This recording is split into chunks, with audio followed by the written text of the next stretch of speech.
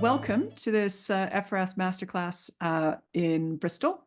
My name is Sherry Coutu, and I am here with Chris Hotchin, and we are delighted to be with you today for this 30-minute session, which has a couple different parts to it.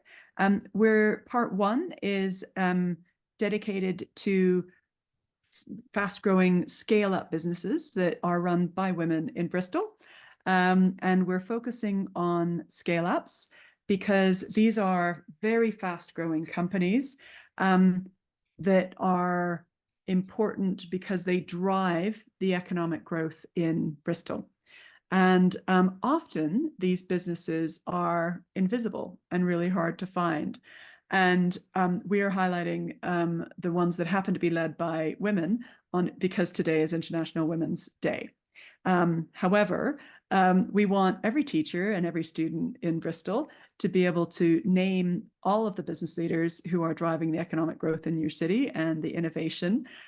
So look out for the social media posts that Chris will be making in Bristol. And we would invite you to use the platform to invite, again, the different speakers that you find into your classroom to talk to your students, because it's that interaction which is often really, really helpful. Right, so just turning now to new research that is just being released today by the Scale Up Institute and the Careers and Enterprise Company. I'm not sure if everybody knows this, but there are millions of businesses in the UK. However, the fast-growing ones, there's only 34,000 fast-growing ones in the UK. In the Bristol area, there are I think about 750 of these fast-growing businesses. And we've, again, we're releasing today and highlighting 15 of these businesses that are generating between them £500 million in revenue, which is pretty amazing. These businesses are growing on average at about 21% per annum, which is 21 times faster than the economy. So they really are the engine of growth in our economy. In and around Bristol, there is about 33% of these businesses are professional services, and about a third of them are industrials. And we'll talk about what those industrials may or may not be. And then there's quite a lot in technology and life sciences. There's quite a, again, down in this part of the country, there's a lot in that area, and then quite a lot around supply chains. Some of the companies that I sort of think are really quite fun are the Fine Cheese Company, which was founded by Anne-Maria Dias, followed by the Extract Coffee Roasters. That was founded by Samantha Faulkner. We've got Exmoor Pharma Concepts by Angela Osborne, again, pharmaceutical company. Then we've got Moon River Nursery, founded by Leslie Pritchard. Equilaw, founded by Claire Barker, which is a legal type company. I could go on and on and on. I'd love, I'm going to turn over to Chris and just talk about, I know that you do some stuff in cyber. So I'd love to hear, some of those, the people that you think about when you think of cyber things. And I'm sure we've got some really innovative people down in Bristol and across the southwest. It's the home of what they started to call Silicon Gorge, one of the biggest microchip producers in the world, and so that feeds into a lot of innovation. And we're really looking not just with Bristol. There's a really strong link between Bristol and Bath in particular. Real hubs there. So you've got the wider tech sector in Bristol, the digital sector in Bath. We've got really impressive things going on. So an organisation I worked with a while ago is called Ultra Haptics. which has changed its name now recently, but it's haptic interaction. So you are controlling dials and buttons and things like that without actually touching anything. So it's all done by air and the interaction between your hands and the air, which is amazing. You've got people like Laura Gemmell, Dr. Laura Gemmell, who founded Taught by Humans, a generative AI platform, who we're doing some work with at the moment, who is just phenomenal and brilliant at delivering information to schools and to adults as well, to really understand the benefits of AI and not just look at the threats and the limitations of it. You know, it's completely changing that conversation there. You've got people like Open Bionics, who work with us quite frequently, who are developing chips within bionic arms and legs and things like that to make them responsive and sensitive to touch, and just some really incredible things going on. I do think Martha has joined us as well, actually, I think on the call. Oh, excellent. Brilliant. Hello. Hi. Hi, Martha. Very good to see you. We are filming, and we've just sort of got started. Talking in general about career paths for the career paths that involve maths and engineering, and would love to have you talk to us about your life as an engineer, and really would love you to start with when you were, say, 11 or 12. Did you think that you would be doing what you are doing today? No.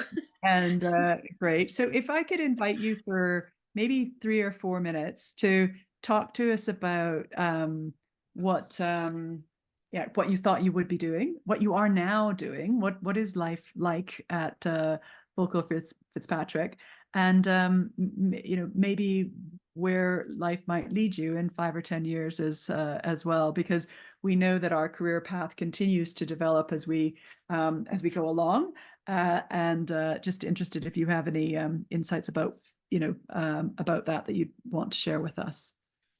Yeah, sure. I didn't know what I wanted to do when I was, kind of 11 years old to 13 years old. So I was studying maths and physics and applied maths in school, and I kind of thought about what I could use this for, and I really enjoyed doing it. So when I progressed through secondary school, I studied in Ireland. You stay there till you're 18. So I kind of progressed and did more advanced maths. And then I decided that I wanted to try and pursue a career in engineering because I wanted to know how things fit together and how things were built. And that was kind of what led me to construction, really. Um, then I started off working for a design consultant after I studied a 4-year engineering degree, and worked in their bridges group for about 2.5 years, just doing design and checks and things for bridges and inspections. Sorry, just one sec. Again, our audience is sort of between 11 and 16. So could you just talk about what designing and those checks might mean? In terms of what does that mean? Because again, the audience will be quite unfamiliar with engineering. Yeah, so it's basically, if you have a structure, you need instructions how to build it and what type of materials you need to use. So it's kind of looking at that and taking maybe what's going to use the structure. So is it going to be trucks? Is it going to be cars, or people walking on it? So you kind of have to look at those things and think about how is that going to work on the structure. So you break it down, and then you put like loads and things in place, and then you pick the materials from the design, and then that you end up with your drawings. Basically, it's like a set of instructions as to how to build that structure. Great. So sorry, thank you for that. Sorry to interrupt. And what do you think that how much has maths and further maths and advanced maths help you with doing this? Yeah, it's probably the core of what I do. And even though I might not use like big equations and things every day in my day job, I still would use like basic, addition, subtraction, multiplication, division. So I do use it on a daily basis. So I could do something maybe to check if we've got to bring in a crane to site, maybe to lift something, and we need to remove a structure. I might need to work out what the weight of that structure is, in order to take it out, so we can size the right crane and appropriate tools to use. Or I might look at how much material we need for site. So again, I'll use maths to work that out. Or it could be I'm installing a structure and maybe it's something temporary. So you might see some fencing or something on a platform. So I would need to work out how far away that is from the railway line to make sure that trains can still operate safely without affecting that. Fantastic. Chris, do you have some other? I mean, I like the fact that you didn't know what you wanted to do, and how it sort of propelled you to explore different pathways. Chris, is there anything that you wanted to ask Martha?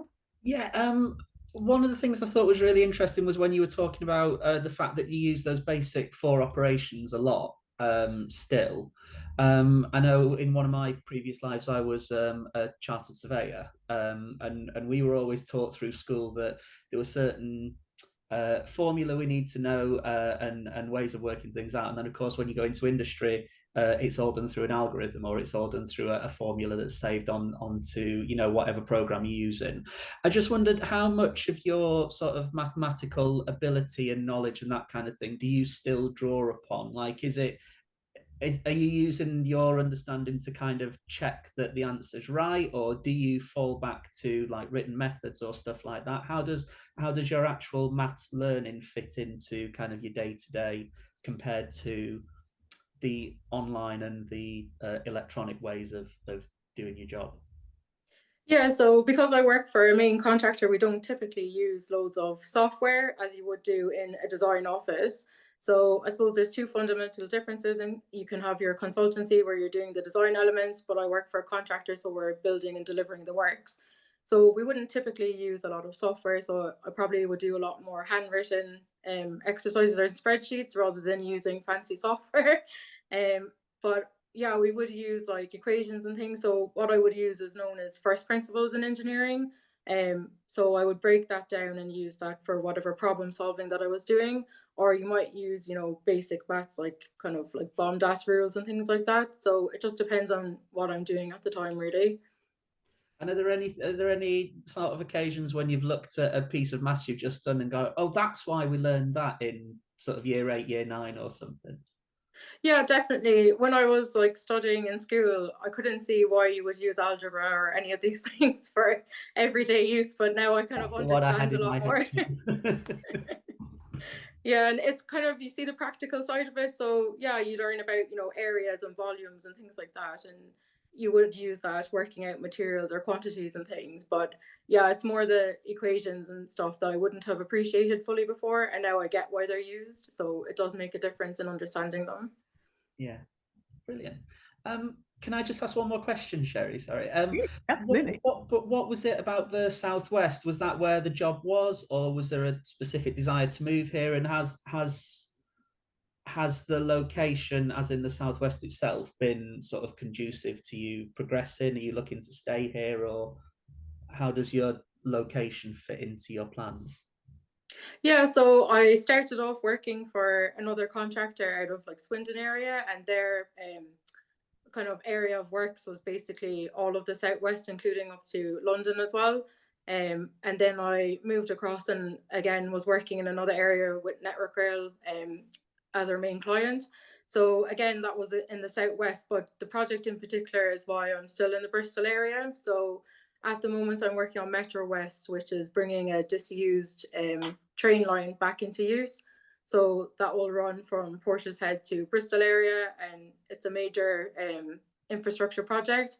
So it really kind of got my attention, and I wanted to stay in the area and work on that really. So that's kind of a career goal to deliver that really at the moment. What are some of the industries that you have worked in? Again, because construction allows you to do many things for many different people. I love the rail, and I think, oh well, that's transport. But over the your career to date, how much insight have you got to different sectors, and what are they?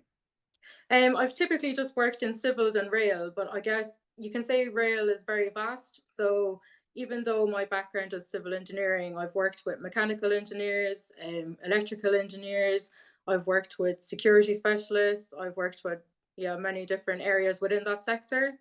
And I've gained a lot of experience as well. I wouldn't have started off my career knowing about M&E or cable calculations or wiring. And now I'm not an expert, but at least I understand the principles. And when someone comes to me with a problem on site, I can kind of understand the basic fundamentals. So yeah, I suppose it's mainly been the civil sector, so like highways and things and rail. Okay. Chris, back to you just for a second, and if I may, to turn the tables and ask you a question. Talking about, again, sort of Bristol and the Southwest, obviously construction, it's a booming area, and so you will see industries and you know, important industries like what Martha's been working in. What are some of the others that you're jazzed up about, and you think that if you're a, you know, if you're a teacher or you're a student, you should be thinking about, that you might not even have heard of? We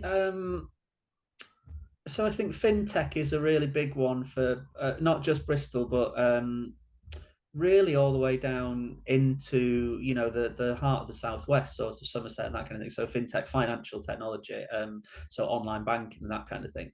I've met two people recently who, one is local to North Somerset and one to South Gloucestershire, both of whom had moved to London so between 7 or 8 years ago to set up these businesses. One was in fintech and one was in that kind of ecosystem, who both moved back during COVID because they realized that not only could they do their specific role from wherever they wanted to be, but there was also this pipeline of talent coming out of the schools, the colleges, and the universities, who could do these jobs. And so I think that's quite exciting. I don't know if that is kind of representative of the wider ecosystem. I think in terms of just the sheer numbers of people going into it, I would say, to be honest, with Martha's role, heavy engineering isn't something that I have had much experience of really in terms of the people I work with. For us, it's much more around microchips and things like that. So I would say robotics is a big one for us at the moment, and that's in terms of using that with AI, with quantum processors and that kind of thing. And so some really exciting things coming up. And one of the conversations we have with schools when we go in to speak to them is that actually the vast majority of the kids there who are studying maths, physics, computer science, that kind of thing, the vast majority of them, if they go into roles using those qualifications, will probably be doing jobs that don't exist yet. And I think the Southwest is really leading on that, and I think it's a really exciting place to be if you're jazzed by that. Yeah. Well, yeah. So I think I'll take that back to Martha. So again, I think what the sector that you're in is what I would call industrials, and that is about 33% of the economy in Bristol. And then others are sort of, you know, technology, leisure, built environment. How have you seen your own role evolve, Martha? I mean, you know, Chris just mentioned that, you know, people today in school will actually be filling roles that don't exist yet. I'm sure that in 5 years' time, your role will probably be very, very different from what it is. How do you learn when you're on the job? Are you always in training or courses, or do you learn from YouTube, or do you learn from colleagues? How talk about the learning process, because it certainly doesn't stop when we leave secondary school. If anything, it may accelerate. Yeah, so in my role, I also take on what's called a contractors engineering manager. So I would get signed off by Network Rail, but I'm basically responsible for all engineering disciplines on a project. So whether it's civils or, like I said earlier, mechanical, electrical, I would manage all of those in a project. And it's evolved because there is no training for that. You don't go and study in university to do that role. So it's on the job learning and basically support of like a mentor at your workplace, or, you know, learning through site, basically how things are built and understanding. And then it will have like evolved because it will change in time. So there's only so many people get appointed, and there's training for that. So you go to maybe courses, or it's kind of a combination of things really. Great. And Chris, I know I'm interested to hear your thoughts on, you know, the economy. The jobs are changing very quickly. It's not written down in books. It's not taught in universities. So subjects like maths and physics that allow you to navigate and problem solve and to continue to learn and to use your curiosity, probably more important than they ever have been. Do you agree with that statement? Yeah, definitely. And I think what's really fascinating is that when you talk to, I don't know if the teachers on the call find the same thing, but a lot of the teachers that I've worked with are looking now at, there's very traditional career routes where you sort of say to the kids, like kind of like we do now, study these things and you can go into these things. But the conversations they're also having is that keep in your head that you can do these jobs, these engineering jobs or software-based jobs or development-based jobs or something like that, even if you don't have those qualifications. And that's the key thing. It's as things get more complicated and more complex, in a strange way, a lot of it is becoming more accessible because there are more roles there. So there might be people watching this who don't feel that this conversation is for them. Because that's not where they are at the moment. But in 10 years' time, it could well be. And it's just having that that attitude of it's absolutely for you if you want it to be. And I think it's really interesting the way that careers leaders' roles and by extension other teachers' roles are changing in that respect at the moment. Yeah, well, it's very difficult to be able to advise on why you should be doing something when you know that there's such uncertainty out there. I mean, I know that when I started out, I studied political science, and then my first job was as a software engineer. Whoa, well, weird. I wouldn't have expected that.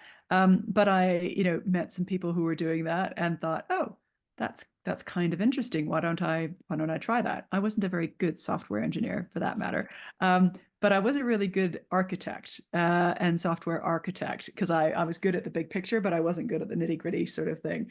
And I don't think the pivot from the first role to the second role was a mistake. It was more just, start somewhere and, move on to the next thing as you learn what's interesting to you and maybe what you're good at and what you thrive at. And then from then went on to set up my first business, which was in financial services. And I had no understanding of that sector before. But I was frustrated with how hard it was to, sort of find mortgage information. And it was just like, oh, this is so hard. Why is this hard? But my job as an engineer had been designing financial services and making it easy for them to put their information out. And that's what led me into my first company. It was just like, this is just information. It should be a lot easier for people to find it. So you don't really know what causes your trajectory to be your trajectory, and you don't know where it's going to lead you. But there's some foundational things like your ability to communicate and your ability to use maths that help you navigate going forward. What I like about Founders for Schools and people like you, Martha, is you are willing to share half an hour of your life with us and talk about that, presumably because you would have liked to have access to people like you when you were in school, because it might have made the wondering that you were having and that curiosity less stressful. But grateful for you to be here. We've got probably 1 minute left. If you had a piece of advice for somebody who's in school now and just wondering about what they might want to be, what would your advice be? I'll put that to you first, Martha, and then Chris, I'll give you the last word. I think you have to be willing to try stuff and don't be afraid. And just because you're learning one subject doesn't mean that you're rule that career out. You can try anything, and there's loads of opportunities. Even engineering, you don't need to sit in site and build things. You can swap and change. It's not a hard and set rule. So just be willing to try things, I think, is my advice. Thank you. Chris? I completely agree with Martha. I think that's absolutely it. And I think within that trying things, I think talk to people as well. Right from the age that the people watching this are now, there will be people who've been in your position, or there'll be people in the position that you want to get to, and that kind of thing. And it's building those networks of people who can understand your journey and that kind of thing that is really important. Fantastic. Well, Martha, thank you for joining us today. And Chris, thank you for joining us today and every day. Really excited to see, and invite teachers to ask us into your, use Founders for Schools, ask us into your classrooms, introduce us to your students. And even if you just want to have a chat, yourself one-on-one, do that as well. We're here to help, and look forward to being a really great resource for you. Thank you. Thank you, Sherry. Thank you, Martha. Thanks.